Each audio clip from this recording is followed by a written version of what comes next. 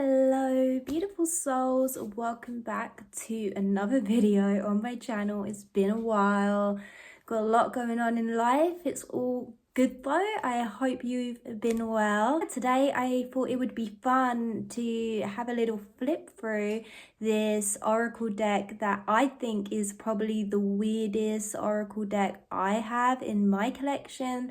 So I thought it would be fun to have a flip through of you guys, explore like how you could use a deck like this, and being more creative, because I think the weirder a deck is, the more sort of creative we can be with the use of it.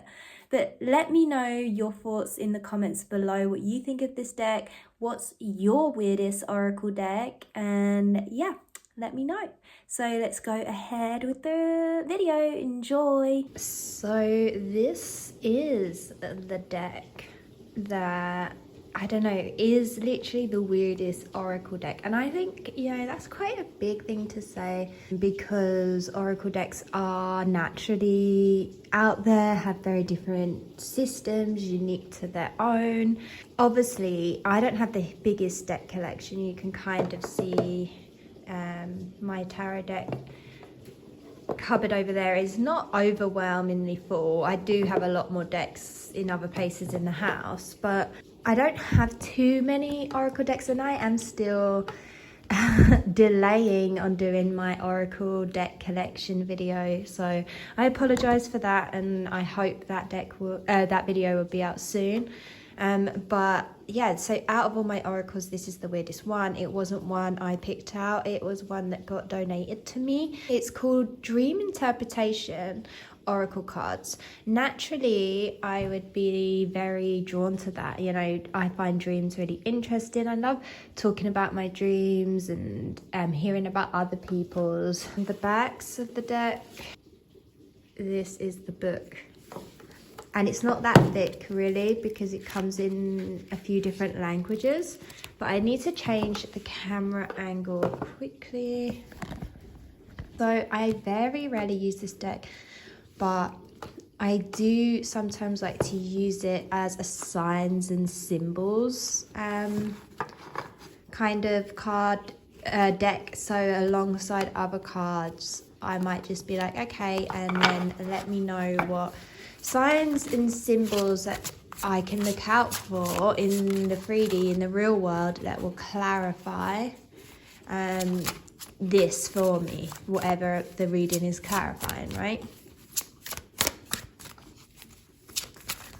And it just helps you, a load fell on the floor, have more trust in the reading when things manifest physically. And I could do a video on that actually, because I've had some amazing manifestations show up in readings, from readings. So that could be a cool video. Let me know in the comments if you would like to see that video, if it interests you at all. So a sign here could be, what have we got? I've got to look at it off camera. I've not got the best lighting. See, this is like some sort of water god. So water, a water god. So any names of like water gods that might arise to show themselves to me. Trees. It's called roots, the number 2 as well. And this, it's like a sunflower, ocean, water, sunflowers, roots, trees, right? And then obviously on the surface, if I'm just, all I'm asking is what signs are going to show up representing this for me, like a physical clarification, verification, right? But obviously that's not how this deck is supposed to be used. So let's have a look. So it does have a way to use the cards. It says before using the cards, it's a good idea to relive the dream or dreams you want to benefit from. Go over your nocturnal experiences in your mind. The easiest method is perhaps to relax in a warm, comfortable and quiet environment by closing your eyes and reviewing the images of the most meaningful dream experience in the recent period. One important, now I'm thinking like before I went into filming this video, I didn't have like a dream in mind. I just pulled this deck out to use it as a sign for symbols and signs for another reading on my TikTok. And I just thought, oh, like this is an unusual deck that I only really find useful in this way. Yeah, like I guess you could just use it as an oracle. So basically it looks like you need to recall a dream that you want to, what did it say, benefit from. Now take the deck and place the 36 cards in front of you. Place them all face up so you can see them all clearly. Now select the cards that best correspond to your dream, both as regards to the, both in regards to the feelings that aroused in you and the similarities with the shapes and the scenes they contain. All right, it is extremely important to note that you will never find a card which represents your dream exactly, so you must not be too precise. So I can't even think of a dream off the top of my head right now, because my dreams have been pretty mundane recently, and I don't find those, like I remember those. All right, but what did we get? So it says mountain, and it's like really cool. I wish the lighting was better. It's just a bit late now, guys. Sorry about that. Like these cool blue stones that kind of first reminded me of mushrooms. And even though that's like a cliff, it reminded me of mushrooms. It feels like really trippy. It feels like a mushroom trip. So like that's my first impression of this card. 25. Interesting. Yeah, so 7 is a very sort of mystical, psychic, otherworldly number. Mountain, we have the hermit, who's like on the mountain, so it has that about that spiritual wisdom, that depth, and it is this sort of wizardy, witchy character walking up the mountain. So instantly I've just got this hermit vibe, even though it's the number 7, that 7 would be more like making the decision to move onto that path. Interesting. So this is me just interpreting the image together, but I'm not doing what they said, but I'm just saying you could use it as an oracle in that way, just like taking the cards as what you get from them. I keep pulling this roots. So roots would be, okay, what is underneath? What is at the root of the issue? What else would I get from roots? Number 2. Oh, I would say that to get back to your roots and maybe like really discover yourself, like with that 2 energy would be to actually bring your focus onto the other, and that energy of being of service, right? It gives me that feeling. It's like the roots are about bringing all the, if we're focused on the roots, then we're bringing all our attention to what's not seen, what's within, what's underground, right? So I do feel like they are cool cards to dive into this way. And obviously we could also use them for a dream, but like, if you want to do that, if you want to dive into your dreams, then that would be great. But I just can't think of a dream right now. But if someone else was telling me their dream, say their dream was, what's a common dream that people have? I don't know, that they're turned up to work naked or something. So if we look at all the cards, and obviously this is us laying them out, but I want to just show you the cards so that you get a walkthrough from this video at the same time. And obviously you can always use numerology, but we have fighting.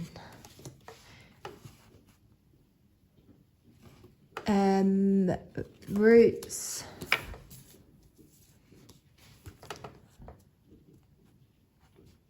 And like maybe roots could relate to the naked dream, because it's like bare, like what's not supposed to be seen, what's bare underneath. mountain, art, flying, travel,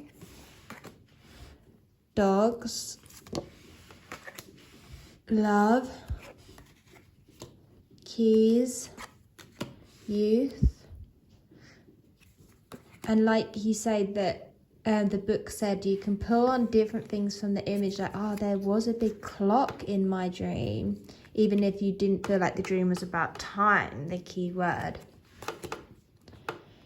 Nature. That's a cool image. I really love the artwork style for some of these cards, and some of them I'm not so into, like this one. I'm not sure I'm into the way they draw the people necessarily, but I am really into the way they do nature and landscapes and stuff, like the mountain picture. We have obedience.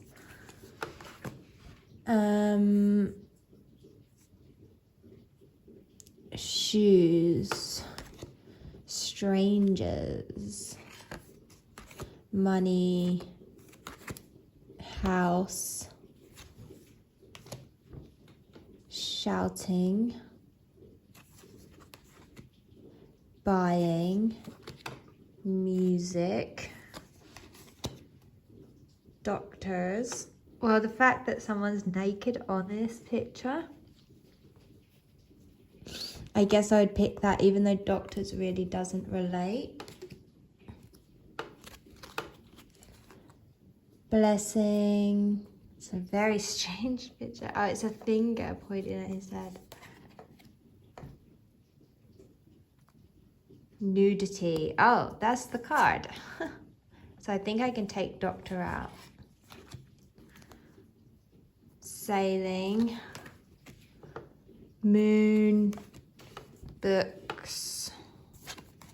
But you can see it does cover a good variation of subjects, and like obviously there's other things like in this food one, there's lots of different varieties of food, and there's also like sort of headless people in a way, or like these weird, you know, morphed people, which that might relate to your dream.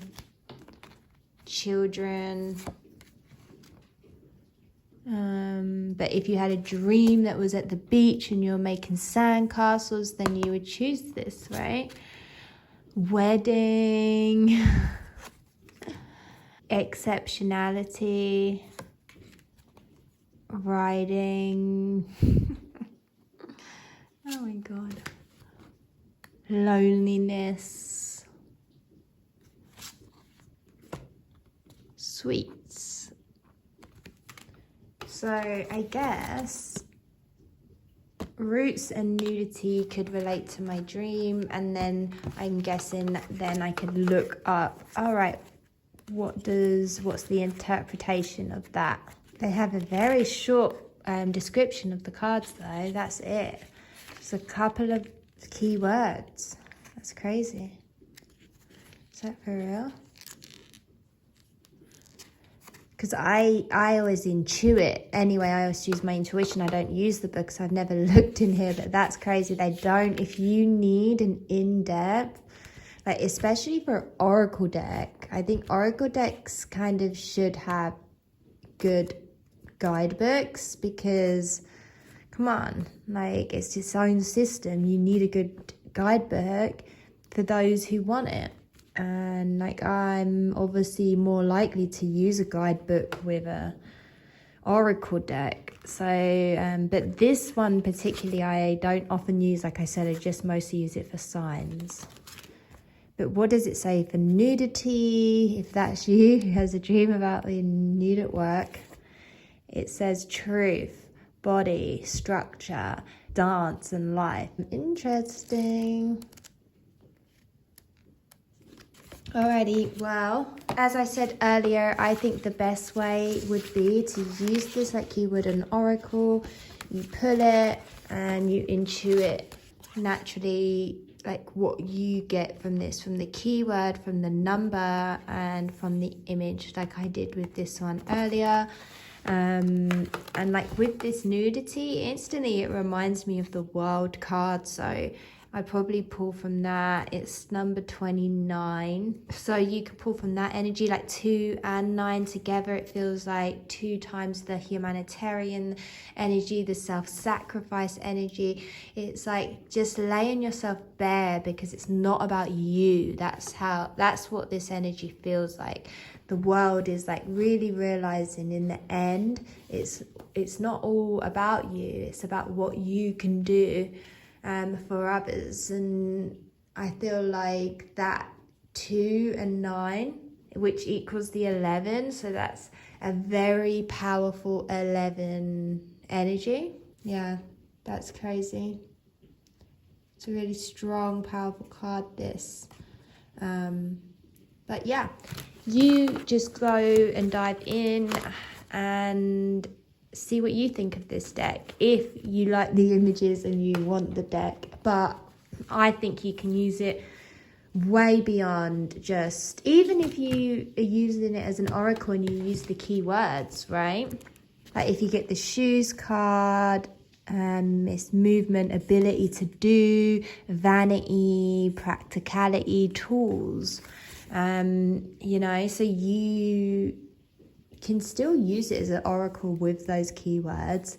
And I think in a way a deck like this, with the depth that you get in the images and the minimal amount of keywords or anything, guidebook wise, for this deck is actually a really good way for you to explore your own intuition. So wow, just making this video alone, I have so much more respect for this deck now, and I'm kind of seeing it in this whole new light, and I'm like, okay, I might want to play with this more, because I love to do intuitive reading when it comes to the tarot. So why not bring that more into my oracle decks? Yeah, I have a lot of fun ideas. One of those is, maybe can I take an oracle deck and actually use it with the tarot system? How would you do that? Let me know if you want me to do a video on that, because I've had some ideas about it.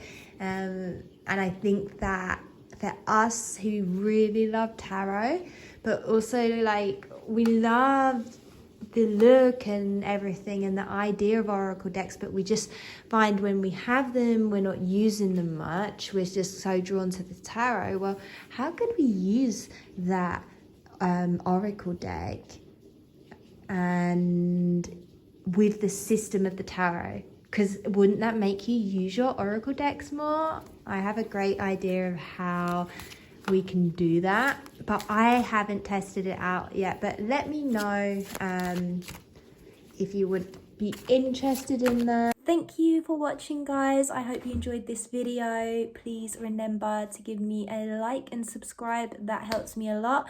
And hopefully I will see you in the next video for more tarot and magic. Bye.